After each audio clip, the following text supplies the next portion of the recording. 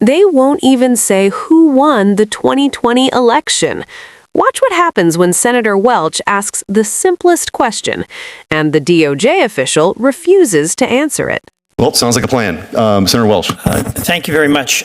Ms. Dhillon, who won the 2020 election for president? Senator, I previously testified on this matter. President Biden was declared the winner of that election, and I honor that and respect that. But you can't say he won? I mean, he's the president. He was the president for 4 years. He clearly was the president. Most of us know that. I'm asking if he won. I've answered your question, Senator. But you haven't.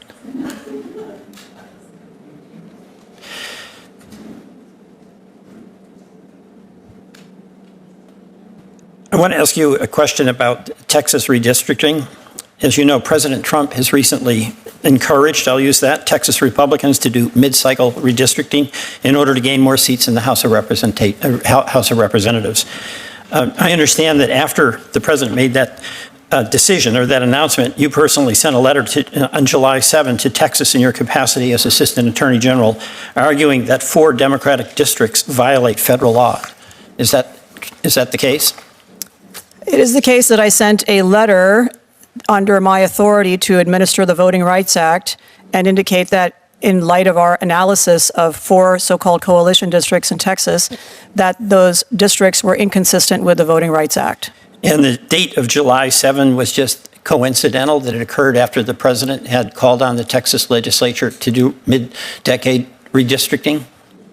I don't remember what date, Senator. I probably sent 300 letters since I've been in this office. And so what I can say is that I send no letter or make no request without proper investigation. Have you sent any other state legislature a letter where you have indicated that districts within their state are in violation of federal law? Not yet. More redistricting to come?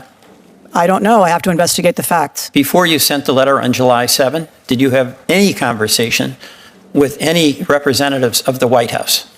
Senator, as you're aware, there are privileges that are involved in all executive branch communications, and without, I'm not able to testify without breaching the Department of Justice's guidelines in that regard, so I'm unable to answer any questions about conversations I may have had with other executive branch officials. I'm not asking you what the content of the conversation was. I'm asking whether there was any conversation with anyone from the White House before you sent that July 7 letter. Well, Senator, I have the same answer. I think you're aware of the broad scope of privileges that apply to lawyers' conduct. Well, here's what I'm aware of. The president made a directive, which is highly unusual, telling a legislature, the Texas legislature, mid-decade to do redistricting when we do that every 10 years. And it just so happened that the Assistant Attorney General sent a letter to that legislature after the president made his announcement and said that your investigation suggests 4 districts are in violation of federal law. Is there a question, Senator? There's a point here that it's hard to believe that wasn't coordinated. Well, let me draw your attention to a different fact that refutes your argument, namely the governor of the state that I called home for 25 years also called for redistricting in the state of California, and I haven't sent a letter to California. So correlation is not causation, Senator. Which 4 districts did you say are in violation? I did not come here to testify about that, but if you wish to have a follow-up with me about it, I'm happy to pull up my research. I'm not. Would I be surprised that those were Democratic districts? I don't know how to answer that, Senator. I'm not here to testify about that. I'm sure it's convenient to try to distract from the purpose of this hearing, which is to talk about DEI, but that is not what I'm prepared to testify about here today, Senator. You have put a freeze on activities that the Justice Department in your division had done before, and you have walked out of settlements. I'm going to talk about Lowndes County in Alabama. Senator, I think you're misinformed. There was a temporary freeze prior to my taking office. There's no freeze on activities. I filed numerous lawsuits, opened dozens and dozens of investigations, entered into numerous settlements, opened hate crime investigations involving numerous religious backgrounds. So I don't know what you're talking about, Senator. Well, I don't have that much time, so we'll have to take this up in the second round of questioning. So I yield back. My time is up.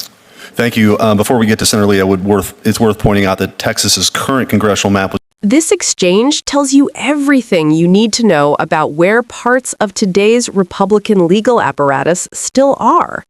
Senator Peter Welch didn't ask a trick question. He didn't ask for a speech. He asked one of the most basic democracy-defining questions possible. Who won the 2020 presidential election? And instead of giving a clear, honest answer, Harmeet Dhillon danced, dodged, and hid behind legalistic phrasing. Declared the winner is not the same thing as saying Joe Biden won, and everyone in that room knew it. That hesitation isn't accidental. It's a symptom of a movement that still refuses to fully accept the reality of a free and fair election, even years later. Then the conversation turned to Texas redistricting, and the pattern got even clearer. Right after Donald Trump publicly urged Texas Republicans to redraw maps mid-decade, the Justice Department official overseeing voting rights just happened to send a letter targeting Democratic districts. We're told it's a coincidence. We're told there were investigations. We're told to trust the process. But when basic questions about coordination with the White House are met with stonewalling and privilege claims, it raises a much bigger issue. Is the machinery of justice being used to protect voting rights or to tilt the political playing field?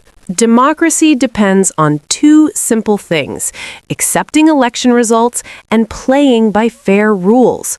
When officials can't bring themselves to plainly state who won an election, and when redistricting suddenly becomes a partisan weapon, that's not normal politics.